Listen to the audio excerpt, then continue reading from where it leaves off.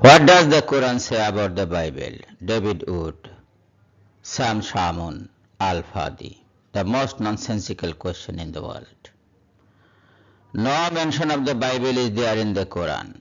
Quran speaks of the Injil, the holy book of Allah, sent down on Jesus.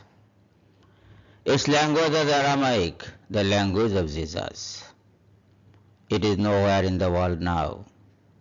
As the followers of Injil fled for life to live unknown, after the drama of crucifixion was orchestrated. Ultimately, Injil was banned in the Roman Empire. Even the Gospel of Barnabas was also banned in it, as its message was akin to that of Injil. Bible is a man-written book, written and published under the sponsorship of the Roman Empire. It is not Injil.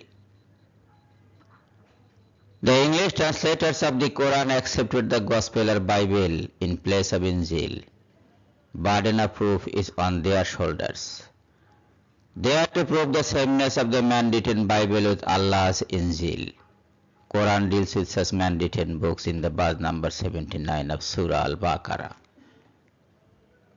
فويل للذين يكتبون الكتاب بأيديهم ثم يقولون هذا من عند الله ليشتروا به ثمنا قليلا فويل لهم مما كتبت أيديهم وويل لهم مما يكسبون.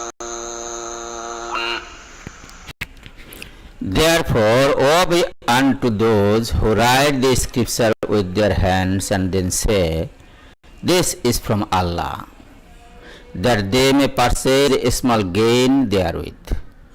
Woe unto them for that their hands have written, and woe unto them for that they earn thereby. And woe unto them who follow such man-written hollow books as their religious guidance. The Quran does not care for such books.